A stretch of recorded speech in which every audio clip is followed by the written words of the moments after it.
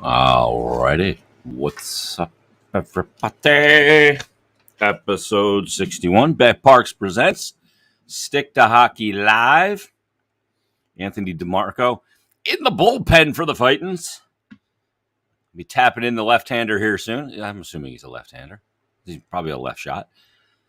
It seems like more hockey players are left shot than right shot. Right shot's the unicorn. Although on my kids' team, we have I think like 70% of the kids are right-handed. It's bizarre. I see all these right-handed sticks on the bench, and I'm like, what is going on here?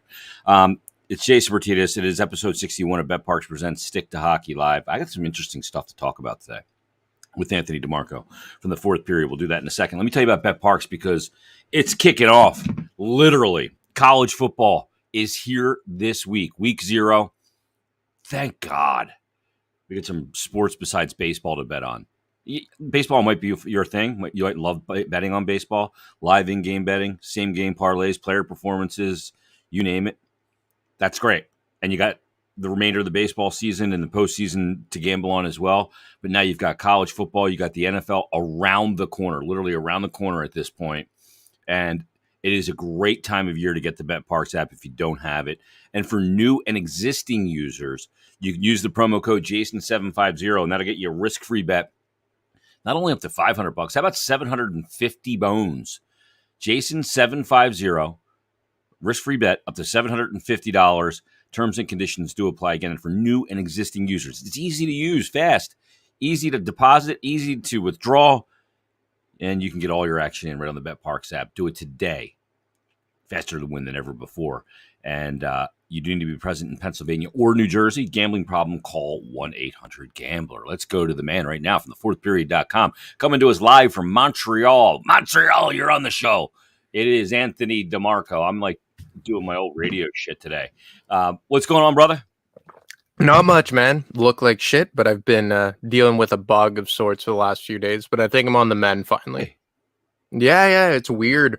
Like, have you like stomach allergy combo? Is that what you got? Because that's what I got. I got the combo platter. No, not even. I've literally had like an on and off fever since Saturday night, and it isn't COVID. I got tested, so it's not COVID. But and like a low grade fever, like slightly above 100, just stuff like that. But I mean, like when you have a fever for like 3, 4, 5 days, like it just absolutely exhausts you, and I feel like it weakens everything else about your body. It zaps you. It totally does. I get it. Like Harry was the guy who I do IGs with. Harry was giving me shit yesterday. He's like, "What's your deal lately?" And I'm like, "Dude, I've just felt like shit, just run down, and I'm tired of the summer heat and humidity. It's the end of summer allergies suck here. I've been sneezing for 4 days nonstop, and I'm tired of being stuffed up and blowing the horn. But whatever." Real quick, there is an announcement. I just got this email from the Flyers a little bit ago that the Flyers have hired Ian McEwen as Vice President of Athletic Performance and Wellness. It says the Flyers create a senior position to implement and oversee a comprehensive athlete performance and wellness program, including training, sports medicine, rehabilitation, sports psychology, sports science, nutrition, and more. McEwen was selected for this critical new role after a global search process. Now, this is pretty wild because this is definitely a step into the future, because we've seen teams do this in the NFL about sports science and all these different things. But I mean, the amount of roles that this guy's going to cover, I mean, for everything from training to medicine, rehab, sports psychology, sports science, nutrition, and more.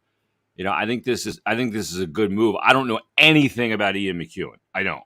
But I think this is a good move because we've seen so much attrition of injury that's happened over really since the pandemic hit. And maybe this is a way to head that off even before injuries happen. And I think that's what this is kind of clued in to do. Yeah, and like, look, if there was one thing about the Flyers last season that wasn't exactly their fault, it was the amount of injuries that was hit with them. And maybe it was their fault if you look at it from, let's say, a management perspective, because they were maybe not doing enough due diligence into correcting that part of the organization. But the amount of injuries that hit this team last year and the amount of players that got re-injured upon their return was alarming. And Chuck Fletcher pretty much alluded to it, right? That, that was something that they were going to address in the offseason. And, you even look at like what's going on with like the ongoing saga of Ryan Ellis and, Adam Kimmelman's article this last week with John Tortorella saying that he's not sure if he's going to start the season or he would be surprised if he starts the season, which isn't shocking news by any stretch. But I mean, No. like you said, that this new role is going to cover much more than just one particular thing. It's like this broad umbrella that's just going to cover everything from like sports science to nutrition. And like, I feel like it was the NBA who started with this, with the load management and all that. Mm-hmm. And like, I don't know if we're ever going to see load management in the NHL quite to the degree of some of the star players in the NBA. Most notably, I remember when Kawhi Leonard played with the Toronto Raptors in 2019, 2020.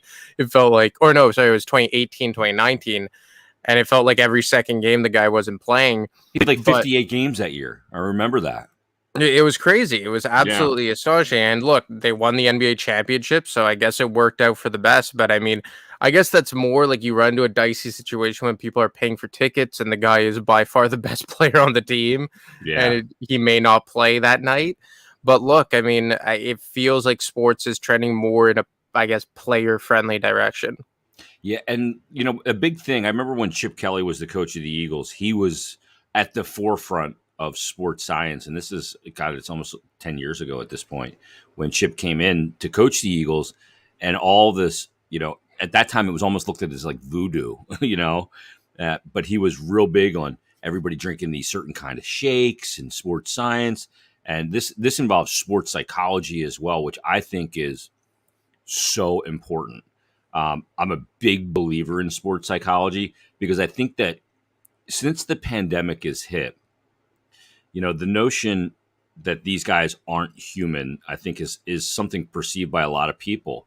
And the pandemic has affected everybody in different ways and affected performance as a professional athlete, which, a downgrade in performance can bring a whole host of other psychological issues into your life because this is your livelihood. Like, think about the pandemic hitting and now all of a sudden you can't do your job to the same efficiency for whatever reason. And what kind of stress that would put on you because that's how you make your living. Like, these aren't just jobs that we pluck out of the air and they're great. But I think this is a really important role. I'm going to be texting Joe Seville today to try and get Ian McEwen on Flyers Daily because I got a ton I want to ask a hire like this. I applaud it because I think that this is going to be something that you're going to see Ant go right across the NHL. I think you're going to see teams like the Blackhawks. I think you're going to see, organizations, high value organizations with a lot of them doing this. Yeah, and I think it has to, right? And you bring up the pandemic and like how hard it must have been for athletes and like obviously not being able to prepare for your job and get ready to, do your livelihood to the best of your abilities, but even from the sense of like, and like this could work for like the everyday man of like where you got to a point where all you could do was go to work and then come home and go to work and come home. And the kind of mental strain it kind of puts on you when you can't get that escape, whether that escape is going to play cards with the boys or going to work out at the gym or going to, do whatever, go for supper every Friday night with your spouse. Yeah. I think that there were a lot of things that were taken from people during the pandemic because of lockdowns, because of restrictions that really kind of had, and most specifically, maybe athletes trapped in their own minds. And if you're a young guy living out of, let's say, your comfort zone and you're living by yourself, I think you had mentioned that Carter Hart went through a really rough time in that COVID shortened season because of that. And then in the bubble in 2020, we know that a lot of the Flyers with families kind of had a really rough go with it because you get ripped apart from your families. You have to go live in a hotel for weeks on end and just kind of play hockey and then retreat back to a room, play hockey and then retreat back to a room. Like, that's not playoff hockey. If you win, we were dealing with the pandemic at home with our people around us, right? Yeah. Like, a hotel is the most sterile environment in the world next to a hospital. Oh, like, yeah. It literally, like, your room, and you can't open the window. Like, we go, oh, yeah, they're staying in a nice hotel. That's awesome. Room service. Try doing it for a month.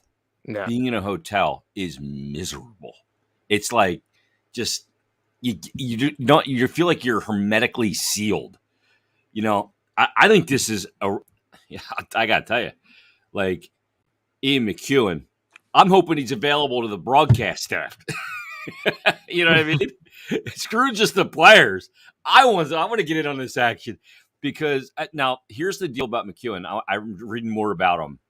It says at Port Adelaide, McEwen designed and implemented an organizational-wide commitment to strategic training and wellness consisting of a team of sports science, sports medicine, and strength and conditioning professionals in direct collaboration with players and coaches. He's also consulted for world-class sports organizations, which include professional teams in the U.S. and top-level rugby clubs around the world. Now, he's a native of the county Down in Northern Ireland.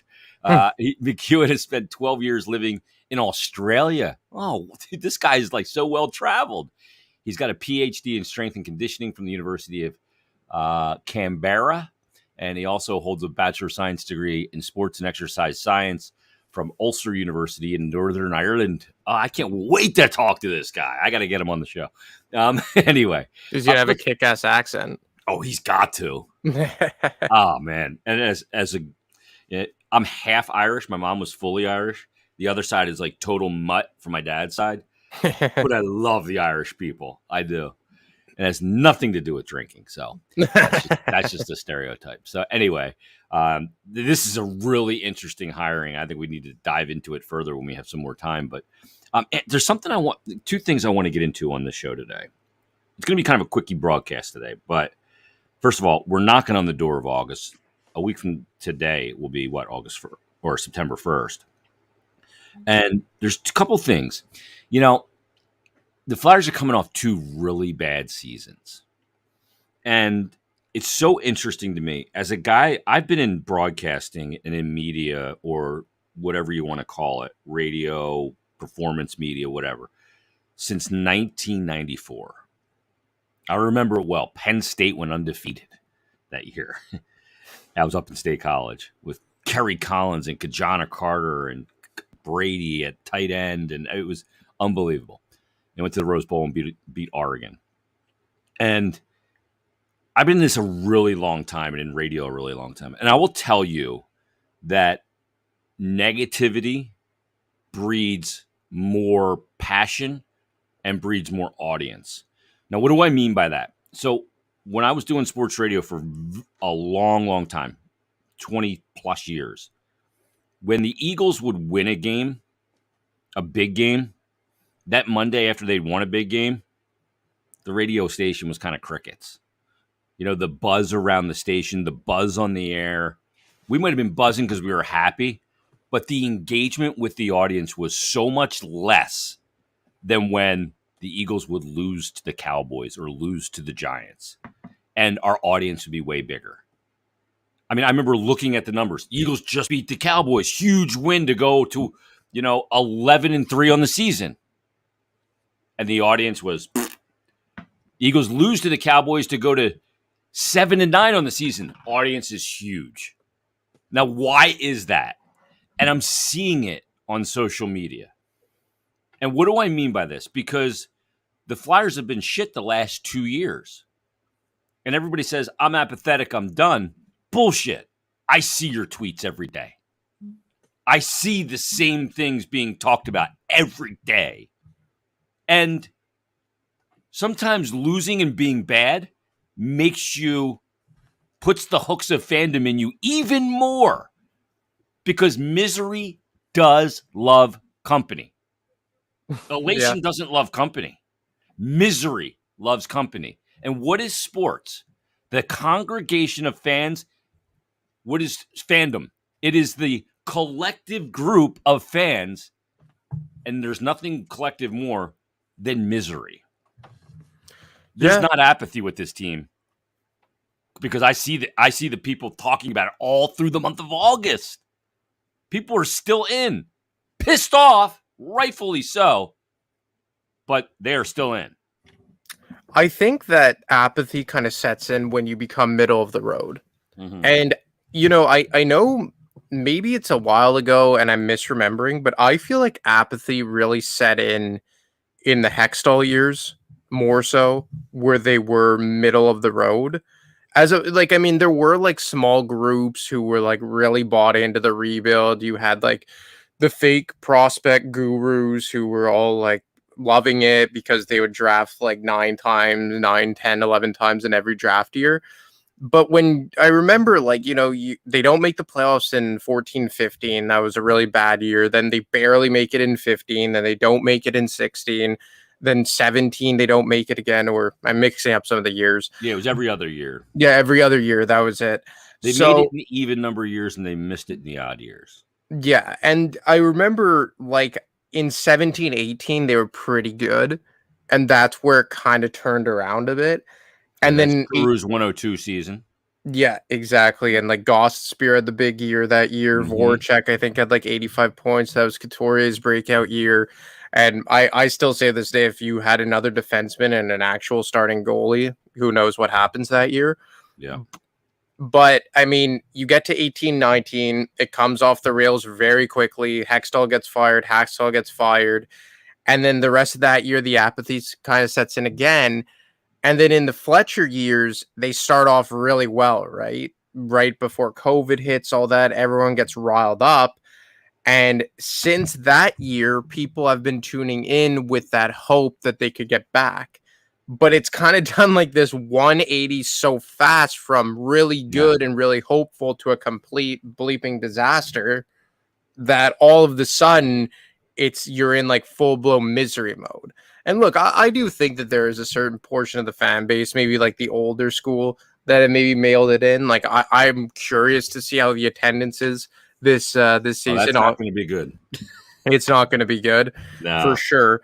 But I mean, I do think that there are talking points because, at least from our job perspective, from a talking point perspective, covering this team perspective, the expectations are so low that people are waiting for them to, fuck up, for lack of better terms. People are waiting for the bad to start. And there will be bad. There's going to probably be more bad than good. But I'm still interested to see how entertaining, and entertaining could be very subjective because it could be both kind of positive or negative in a lot of ways, but how entertaining this season is going to be because of all that. Yeah, you're right. It's a very subjective term. Like, what are you entertained by? A lot of people will say I'm entertained by winning. Yeah. And look, I get it. But sometimes winning isn't entertaining. Like, look at the Devils, right? All those years. Was that entertaining? Was Guy Boucher's team in Tampa Bay entertaining because they won? I mean, he had some good teams and they won. But I got to tell you, they were like the worst hockey team to watch in the world at that time. He ran that 1-3-1-4 check where he just sat there. I mean, he wouldn't, F1, sometimes wouldn't even go below the top of the circle. They would just fall back and suffocate you in the neutral zone and your D zone entry and try and go the other way. They were keen to win games 2-1 or 3-1 all the time. But entertaining, winning is entertaining. Will they do more winning than losing? No, I don't think so. Not this year. Not with the lineup that they have and the question marks and the holes that they have. Which brings me to what I want to hit you on next. Because I could not fall asleep last night. I'm laying there. I looked at the clock at one point. I go, 3:09. Jesus, fuck, go to sleep. And I couldn't fall asleep. And I got all these dumb thoughts going through my head, and I'm always thinking about like the next show or things I want to talk about. And I got my notebook next to the bed, and I make notes and just think about things. And sometimes I'll pick up the phone like an idiot and look at Twitter, and that's a whole other shit show. Now you get on that rabbit hole. But last night, I'm looking around thinking, hey, what we can talk about tomorrow on the show, the whole thing. And I saw a tweet, I think it was from Anthony DeGrazio, about how many wins he thinks. Yeah, here he is. He said, in the 56-game 2020-2021 season, the Flyers had 25 wins. In the 82-game season last year, the Flyers had 25 wins. And then he says 82 games in 22-23 season, question mark. In other words, how many wins will they have this year? And then he said, my guess is 32. What do you think? And there's been pretty good response to the tweet. I read through them because I like to be tortured. And, seeing people's responses. And some of them, are, a response that's serious. Like, hey, I think they'll win 23 games, like one guy said. Another guy said 24. Another guy said minus 82, so whatever. But also, like, I'm not ready to make predictions on the season just yet. How many wins I think they're capable of. I think there's just so many variables going in with Tortorella, with how this team's going to come together. Ellis is not going to start the season, but Tony DeAngelo, Ivan Provorov, all these different things, I have no idea how many games they're going to win. And I'm not ready to make that, that prediction at this time. But, I mean, could they be a team that wins more than 25 games last year? Yeah. Could they be a team that wins less than 25 games last year? Yes. How's that for waffling? Yeah. Well, I mean, like, I've kind of landed on they're going to be hockey 500. But like hockey 500 doesn't mean that you have to win 41 games. It could mean that you win 32. What is it? Yeah, 32 games, but then you make that up in the overtime losses. Yeah. But that's just I just see them as a team that finishes between 80, let's say like 75 and 85 points. That's where I think that they'll fall in.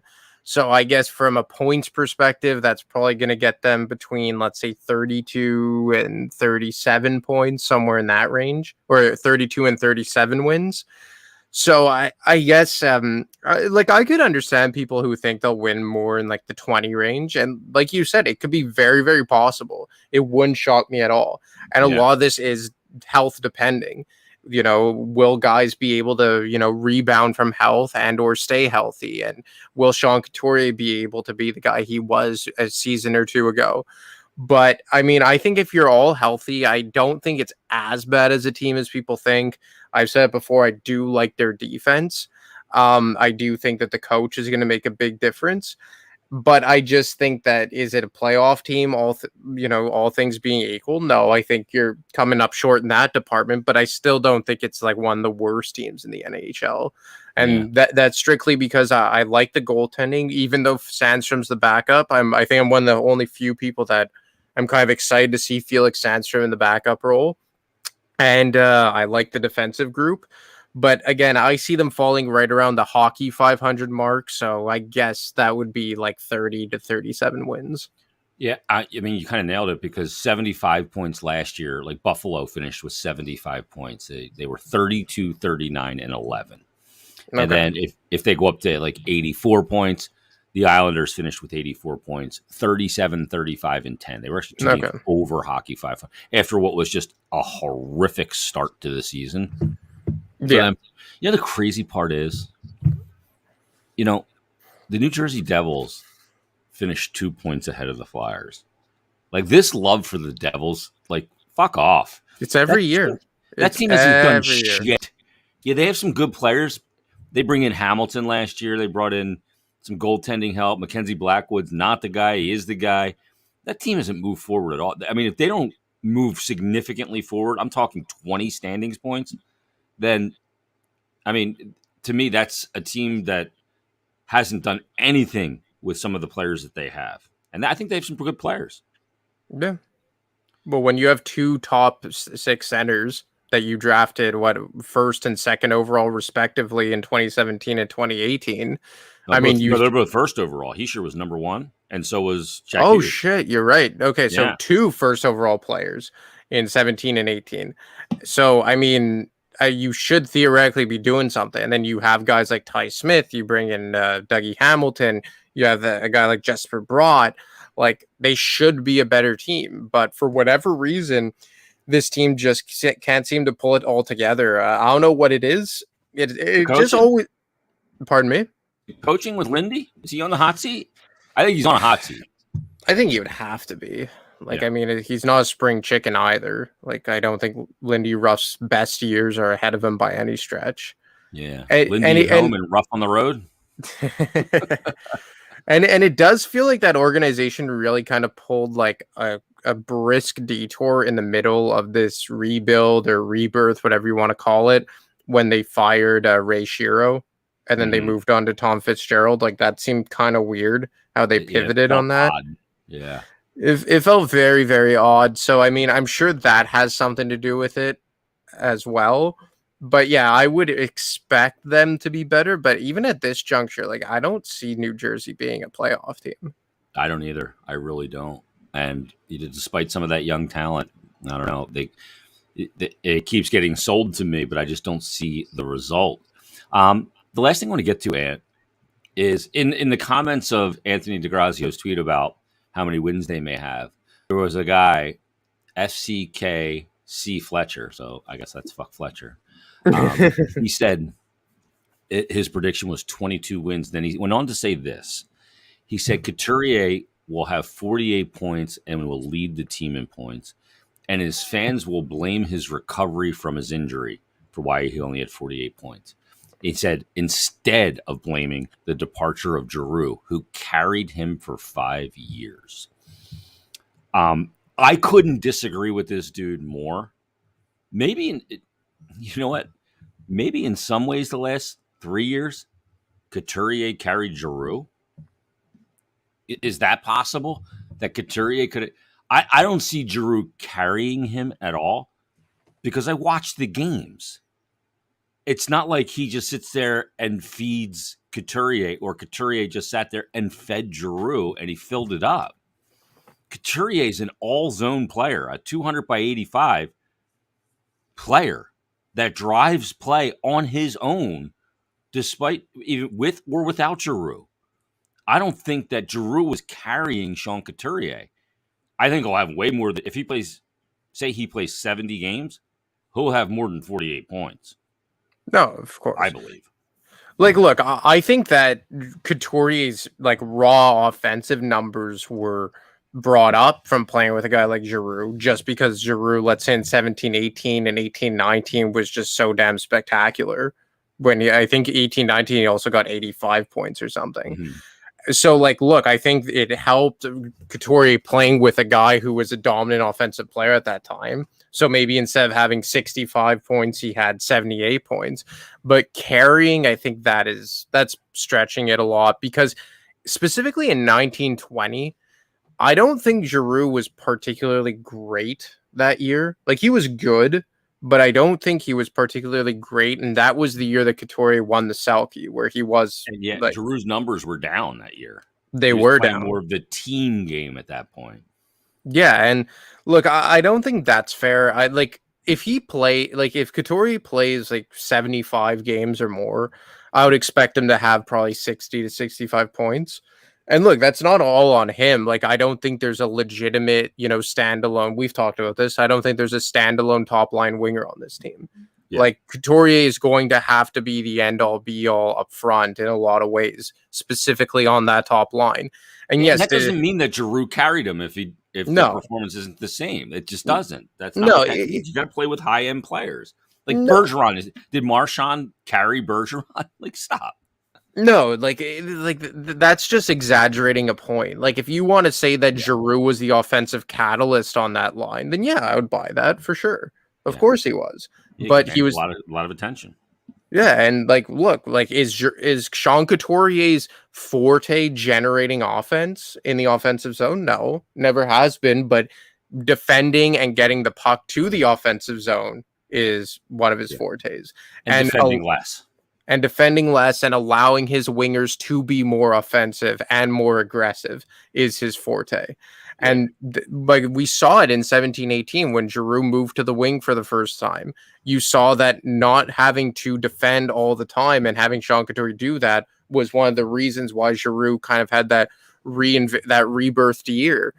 And look, it's fair to say that I don't think he's going to score almost 80 points this year because he's not playing with Giroux circa 2018. But I don't think it's fair to say that he's going to score 48 points because Giroux isn't there to carry him. Yeah, I think that's a bunch of bullshit. It's funny. When I look back at 1920, that season, I was thinking about this the other day. And I was looking at that roster. And I was looking at it and I go, why for, 2/3 of that shortened season were they one of the best teams in the league? And I looked at it and I said, you know what? Thinking back on it, the reason for their success was that the system fit the personnel perfectly. Like, they didn't bring in these great guys. Like, they brought in Hayes on that free agency deal. They didn't have Nolan Patrick. They brought in Pitlick, who was a really good straight line forechecker. Nicholas Aube-Kubel was a great straight line forechecker that year in a bottom six role. You look at, the addition of Niskanen, who was just fit the system perfectly and really engaged that role of being the commander in chief on the blue line. Like, when you needed a nothing shift, a quiet shift, you go out there and give it to you. When you needed a big play, you go out there and give it to you. He meshed with Provorov extremely well, and you got good goaltending. But really the catalyst to their success that year was that other teams couldn't tamp down their forecheck, the 2-1-2 aggressive forecheck. They got so much of their offense by executing that 2-1-2 split forecheck so beautifully, and teams couldn't figure out a way to kind of thwart it. When we saw in the bubble, the forecheck wasn't as good, and they defended more. But that year, they gave up the least amount of shots. Why is that? Because the other team kept turning the puck over because of their forecheck, and they weren't defending a lot too.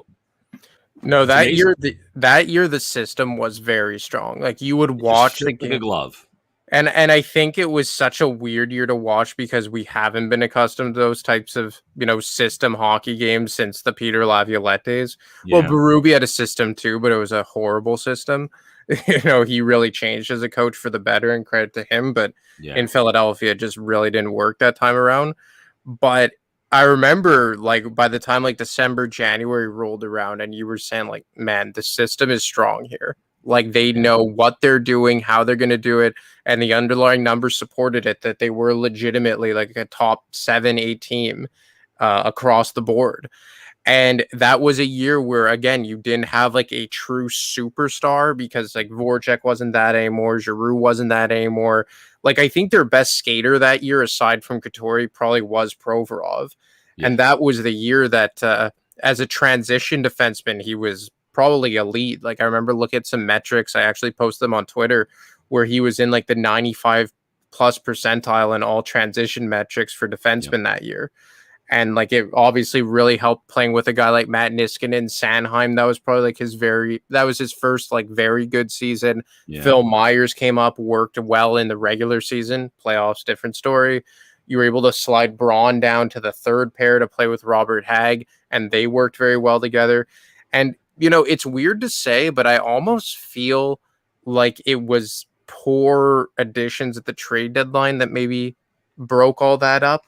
Like, Nate Thompson, I know everyone hates him and thinks he's the root of all evil in the world, but I don't think that him as a fourth line center in 2020 was the worst thing in the world.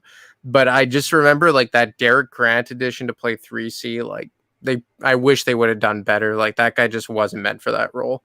Yeah, he's a fourth line player. He gives you some versatility, is a good face-off man and can kill penalties. But yeah, you looked at that team and it was all about that forecheck. That they never lost back-to-back games from January till the second round of the bubble. And a lot of it was predicated on that forecheck that just absolutely strangled teams. And then they stuck with that forecheck when they didn't have the personnel to run it. Yeah, and that was the demise, I think, of Alain Vigneault. Was that it didn't, he never. Look, we go forecheck just changed to a 1-2-2, but that's not a belief system of a coach. They have their belief system. You got to have the players to execute it. They didn't eventually. Well, it's just coaches like AV. It's like you bring in a coach like that, much like Laviolette. I think that was also the problem with Laviolette, right? Is that like he kept running that aggressive forecheck with the defenseman being active, but you didn't have, Chris Pronger there. You didn't have Matt Carl there anymore. Kimmo Timonen wasn't still elite, and it was burying them. But a guy like AV, like you bring him in and try and give him the players that he's going to work with. Like, he's not a guy that you're going to come in and start adapting to deal with like certain players who aren't good enough. Yeah. So not at that point in his professional coaching career. For sure, no, and that's why when the COVID shortened season in 2021 rolled around, and you were asking guys like Lindblom and Nolan Patrick, and I spoke about this with Mike Yeo before last season, when he was saying, like, when you're trying to train younger players to play like fourth line defensive PK minutes, as opposed to just having veteran guys who, like, they know that's their role, like, it's apples and oranges. Yeah. Because young players, like, you still don't fully know what you are, and every single player, and you could try and lie your way out of it, but it's simply not true. There's no young player that has a dream of coming in the NHL to be like a fourth line PK specialist. No, it's just not true. Yeah, that's not like the thing as a kid. You go, I can't wait to block shots and fill the lane on the PK. And I remember we talked about it last week with Robert Hagg, where like you're coming out of his draft year, coming over from Sweden, he was a power play defenseman, all this, and he quickly learned, like, hey, if I'm gonna make it to the show, I got to be the third pair, stay at home PK guy. Yeah, and I think hits on the ice every once in a while, and and I think that for a guy like AV, when you go into the next season after like an otherwise very successful year, and you don't have your Tyler Pitlicks anymore, and you don't have your Matt Niskanens anymore, and you don't have like a guy like Nate Thompson, who obviously he liked, and you have to call upon guys like Phil Myers to fill those shoes, and Lindblom to fill those shoes, and Nolan Patrick and Aube-Kubel to fill those shoes, whose specific roles aren't really identified as NHLers yet. I could see how it would be problematic. Yeah, no doubt. That's a good spot to wrap. Read Ant's stuff at thefourthperiod.com. And make sure you follow Ant on Twitter. What's the Twitter handle, Ant? ADamarco25. That's it. There you go. And we'll crank her up again next week. We'll be in September, if you can believe it. Holy shit. Yeah, I mean, we're getting close now. This is the literal calm right before the storm that's going to begin with rookie camp, and then into the rookie games and training camp and preseason. And we're going to be dropping the puck on the 22-23 season before we know it. And thanks for doing this. We'll talk next week. Yeah, man. Looking forward to it. There he is, Anthony DeMarco, joining us here on episode 61 of BetParx Presents Stick to Hockey Live. Some really interesting times right now, and we'll see where it goes. I'm not ready to make that prediction on wins or anything like that just yet. There's so much I need to see before I can make any kind of educated, semi-educated prediction on that. I'm not ready to go there. I know people... hockey on paper, sports on paper is one thing. Sports in reality are sometimes totally different. It's weird. There's a lot of variables, and I don't know what those variables are going to be. It's going to be coaching. It's going to be how players come together, the human element of it, and everybody thinks we're going to stink. Does that pull them together and make them play, more over their skis, a little above? Well, I don't know. We'll see. But what I do know is it's time to get the BetParx app if you don't have it. If you have it, awesome. You can use the promo code Jason750 and get that risk-free bet up to $750. If you just get it, you can also use the promo code Jason750 and get that risk-free bet up to $750. It's for new and existing users. Terms and conditions do apply, but make sure you get the BetParx app. Get in on the action. College football's here. Pro football around the corner. You've got baseball and the remainder of the season. All this stuff is... It's interesting, and it's going to be fun to put your action on. Easy to put your action on with the BetParx app. So get it today. Navigate it. Same game parlays, live in-game betting, player performances, futures, you name it. It is all there for you to have fun, to navigate, to get your action in on all the sports going on, including pro and college football, including baseball, including the upcoming hockey and hoop seasons, both college and pro, including tennis, golf, Formula One, you name it. If it's happening in the world of sport around the globe, you can bet it. So get the BetParx app today. You do need to be over 21 and present in Pennsylvania or New Jersey. Gambling problem, call 1-800-GAMBLER. Everybody, thanks for listening. Thanks for watching. Leave us a 5-star rating and review. We'll be back next week with another brand new episode, and also expanded coverage coming as well in Season 2 of Stick to Hockey Live. I guess technically Season 3. But everybody, have a great weekend. Enjoy the last weekend of August. We'll talk to you next week right here on BetParx Presents Stick to Hockey Live.